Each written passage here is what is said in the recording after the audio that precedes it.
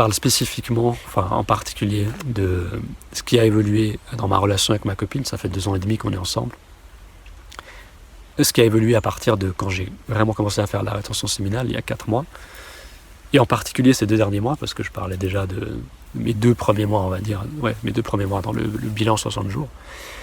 Et bien ce qui se passe, c'est qu'en fait, évidemment, si on fait de la rétention séminale, on évolue, on passe à un autre niveau, sur le plan de la conscience, sur le plan spirituel. Et il y a une évolution, tu vois. Et ce que je remarque, c'est que ma copine, elle évolue avec moi. On n'est pas au même niveau. Après, c'est pas une question d'être plus haut, plus beau, qui est plus haut, qui est plus bas. C'est juste un fait, tu vois, de ce que je constate. Si on prend juste le truc des addictions, tu vois, elle galère beaucoup plus que moi avec les addictions. Et rien de grave non plus, mais elle a une vie relativement stable. Elle n'est pas accro à des substances, mais la dopamine à travers l'activité sur son smartphone, tu vois. Instagram, il y a un moustique qui essaie de piquer mon trépied. C'est pas grave, il y en a un qui m'a piqué tout à l'heure le pied. Et donc elle n'est pas accro à des substances, mais Instagram, etc. Beaucoup de contacts avec les gens, tu vois, beaucoup d'amis avec qui elle interagit beaucoup. Ça peut être une forme d'addiction aussi. Hein. En tout cas, c'est stimulant, tu vois. Elle s'en est même plein. Enfin, très intéressant. L'autre soir, elle me dit, elle était fatiguée, tu vois. Donc quand elle est fatiguée, comme tout le monde, on dit un peu n'importe. Enfin, on n'est pas très lucide, quoi. Et moi, le premier. Et elle me dit, je me sens nul, ou je suis nul, j'ai pas beaucoup avancé aujourd'hui. Je suis en retard sur mes projets musicaux. Je suis en retard sur les messages. J'ai pas répondu à des messages, tu vois. Puis je lui dis, mais attends, tu t'es détendu, tu dois être contente, tu vois, parce que si t'as pris du retard sur tes projets musicaux, alors qu'elle fait pas une carrière professionnelle, tu vois, elle a pas des deadlines. C'est vraiment elle est libre, tu vois, elle a pas de pression sur ses projets musicaux, même si c'est elle qui se met la pression, tu vois, parce qu'elle veut finir ses projets, elle veut passer à la suite. Puis elle se rend compte qu'elle passe trop de temps sur certains projets, tu vois, c'est pour ça qu'elle pense ça.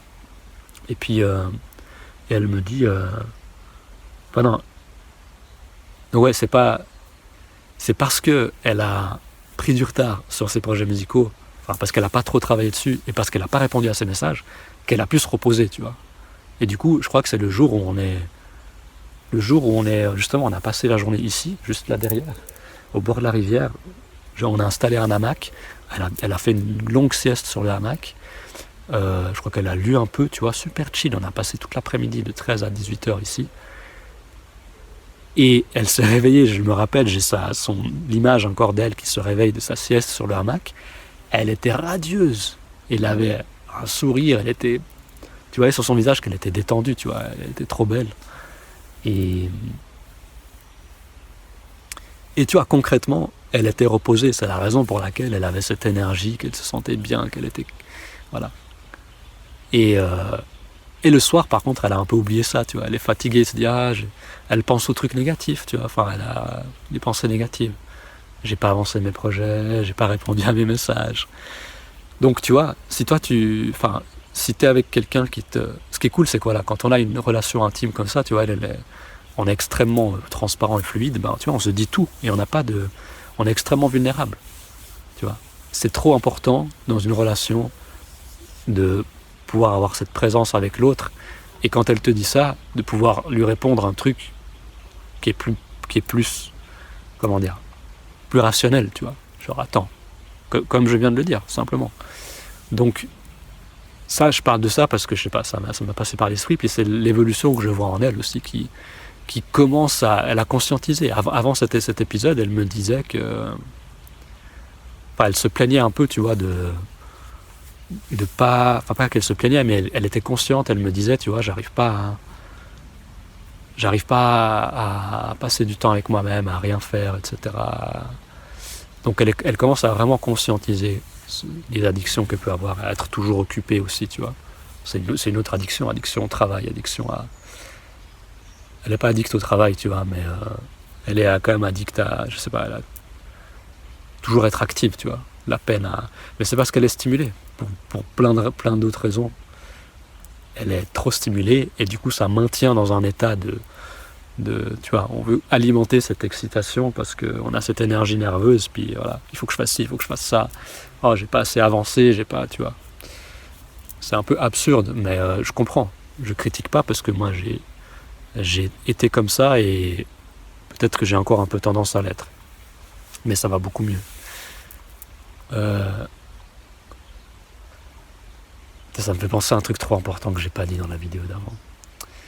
Il faudra que j'en fasse une autre du coup. Donc évolution avec ma copine, comment ça se passe? Elle évolue avec moi, c'est ce que je remarque. C'est aussi, en fait, c'est dans les interactions qu'on a, les choses qu'elle dit, tu vois. Je réalise qu'elle devient de plus en plus consciente, tu vois, de certaines choses qui étaient subtiles avant, qui n'étaient pas claires pour elle, mais qui pour moi, je la vois vivre, tu vois. Donc c'est exposé au grand jour, tu vois. Puis je lui disais, mais au début, elle avait certaines choses, tu vois, quand je lui faisais comprendre que je trouvais qu'elle passait trop de temps sur son téléphone. Au début, elle était agressive, dans le sens où elle défendait cette addiction, tu vois, où elle était consciente aussi, tu vois, que c'était un problème. Mais elle avait une réaction, justement, peut-être parce qu'elle était trop nerveuse à ce moment-là, elle me repoussait, tu vois. Elle n'avait pas envie de... Peut-être elle voulait pas voir la réalité en face, puis elle aimait pas que je pointe ça du doigt, tu vois. Et moi, après, j'ai pas abusé. Je l'ai fait plusieurs fois, c'est vrai, puis après, j'ai arrêté. Mais là, par contre, j'ai un peu recommencé, mais de manière beaucoup plus Enfin, je sais pas, j'étais pas méchant avant, j'étais pas agressif non plus, mais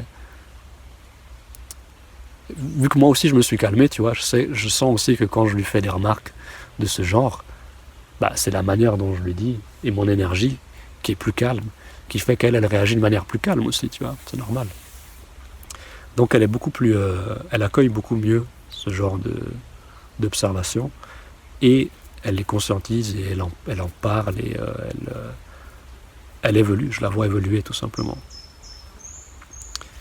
Bah, je pense que je peux m'arrêter là, franchement. Du coup, il faut que je fasse cette autre vidéo pour préciser ce que j'ai pas dit avant. Là là là. Ouais, en fait, ma copine, elle a encore tendance des fois à faire des remarques pour me faire... Pas pour me faire croire que, c'est juste qu'elle, elle croit parfois encore, on dirait, que je réprime ma sexualité en faisant de la rétention séminale. Mais c'est pas vrai. Et putain, je me demande maintenant si le son était bien capté, parce que le micro était peut-être un peu bas. Et donc, tu vois, à la fois, c'est super intéressant, parce que à la fois, elle peut de temps en temps encore me faire ce genre de remarques, tu vois, un peu sur la défensive, ou juste de sa perspective. Elle pense que c'est pas juste ce que je fais, que c'est pas naturel, que c'est... que je me force, tu vois, c'est pas vrai. Mais bref. Mais en même temps,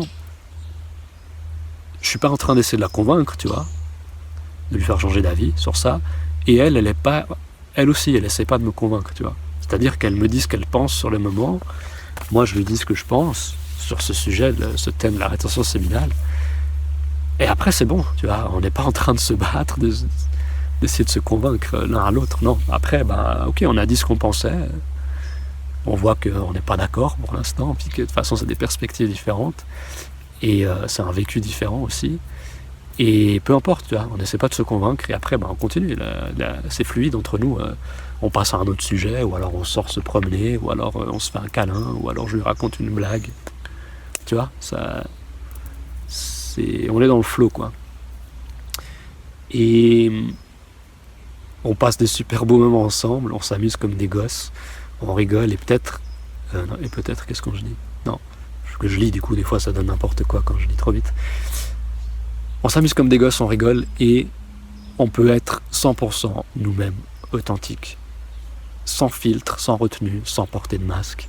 Et ça, je sais pas si c'est le cas pour toi, mais enfin, dans tous les cas, c'est rare, c'est rarissime de trouver des gens avec qui on peut être 100% authentique soi-même, sans filtre, sans retenue. Évidemment que ça demande aussi, c'est pas la faute aux gens, ils peuvent faciliter ça, mais c'est nous qui devons apprendre à bien nous connaître et à être à l'aise avec nous-mêmes, et tu vois. Mais même si moi je suis très à l'aise avec moi-même maintenant, avec des gens je sais que je peux pas être 100% authentique, parce que je peux pas,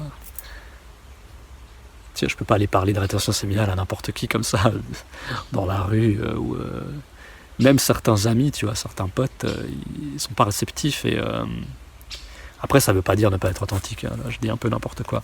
Mais tout ça pour dire que même si on... En fait, je sais pas, est-ce que je peux être 100% moi-même avec tout le monde? Non, parce qu'il y a des énergies différentes, il y a des... Il y a certains cas aussi, c'est pas que je suis pas à 100% moi-même avec certaines personnes, c'est que je peux pas m'exprimer pleinement et ouvertement, parce que je sais que la personne n'est pas réceptive, tu vois. C'est plutôt ça.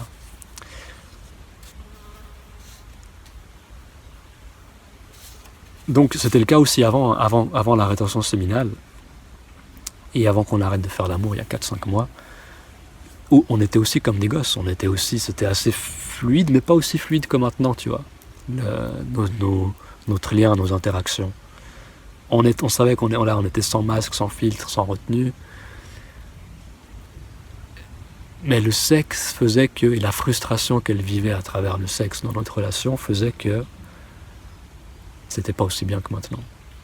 C'était pas aussi fluide, c'était pas aussi pur. Et peut-être on va conclure là-dessus, c'est que notre relation, elle aussi, tu vois, si nous on évolue, la relation elle évolue, et on est à un autre niveau qu'on pouvait pas vivre avant. On pouvait pas vivre tant qu'on faisait l'amour et qu'il y avait le sexe entre nous. C'était pas possible de... C'est pas absolu, hein. Parce que on peut aussi avoir une relation... en fait, je sais pas à quel point c'est possible. C'est vraiment un truc parfait, tu vois, où tu as une parfaite harmonie, alchimie sur tous les niveaux, y compris le sexe, et que du coup, qu'on fasse l'amour ou pas, c'est égal, tu vois, qu'il n'y a pas de frustration liée à ça. Mais je trouve que c'est très très difficile à trouver, quoi. Il y a toujours une des deux personnes qui risque d'être frustrée, tu vois, elle, genre, elle se sentait... elle associe ça, elle se dit que je la désire pas, tu vois. C'est pas ça. Moi, je vois pas du tout ça comme ça. C'est parce que je la désire, en fait. Je la désire, mais elle y croit pas. Parce que je fais pas l'amour avec elle. Parce que j'ai plus vraiment envie de faire l'amour.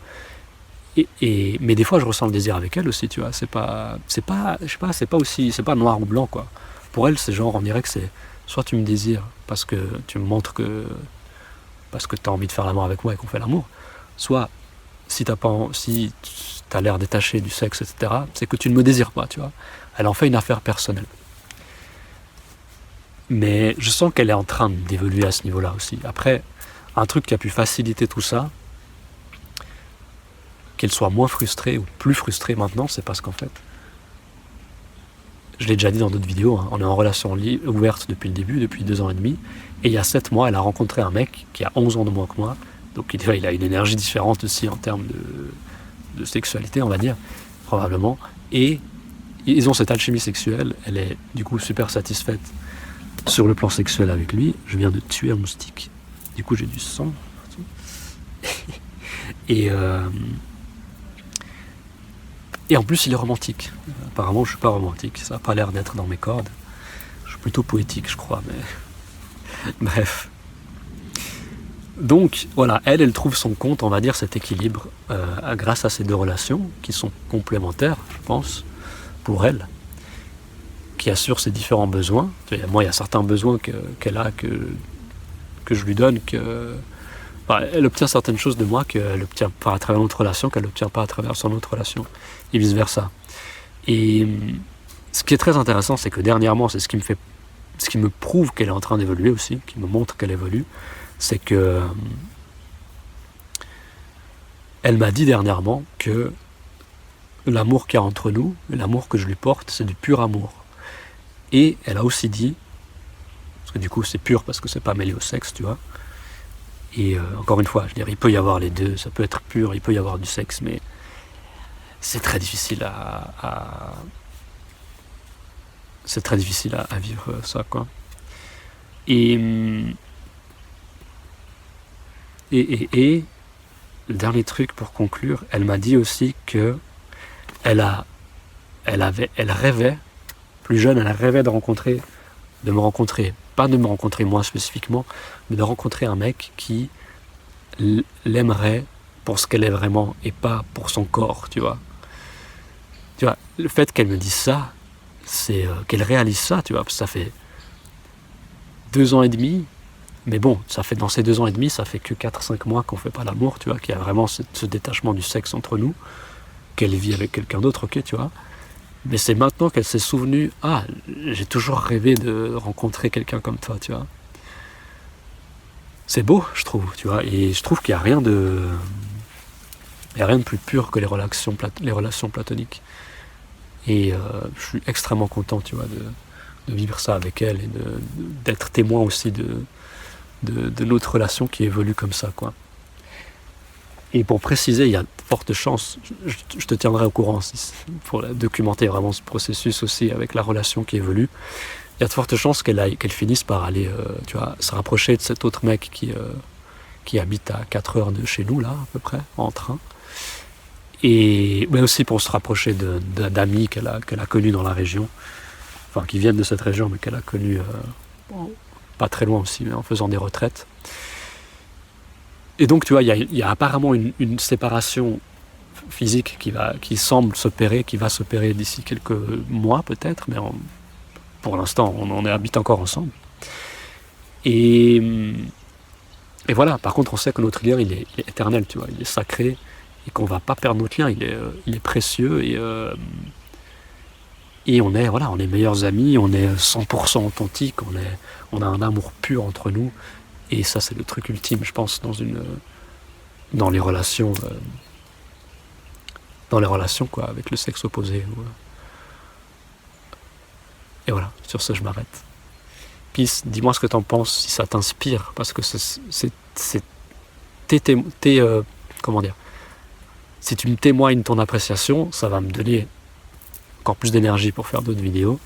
Ça va me confirmer que je suis sur la bonne voie avec ce projet de cette chaîne YouTube. Et d'ailleurs, c'est mon truc principal aussi. Ce que je fais maintenant, je fais pratiquement que ça, à part un taf que j'ai le vendredi matin, qui est mon gagne-pain principal. Donc, je suis totalement dévoué à ce projet, à cette chaîne. Et sur ce, peace, ciao. Ah oui, lâche ton mail si tu veux, si tu es intéressé. Je vais proposer, quand tu auras assez de gens inscrits à ma liste email, le lien est dans la description, je vais proposer des cercles de parole entre hommes, mais en fait j'ai envie de les ouvrir aussi aux femmes. Mais si on est sur le thème de la rétention séminale, c'est quand même un truc assez masculin. Donc l'idée de départ, c'est de faire des cercles de parole d'hommes. Donc dès qu'il y aura assez de personnes intéressées, même ne serait-ce que 3-4 personnes, je pourrais proposer ça. Mais pour ça, il faut que tu lâches ton mail. Je vais rien envoyer de particulier, tu vois. Je vais pas envoyer, j'ai pas de newsletter à envoyer. C'est juste pour avoir ton mail et savoir que tu es intéressé et t'envoyer l'invitation au cercle de parole quand ce sera faisable. Peace.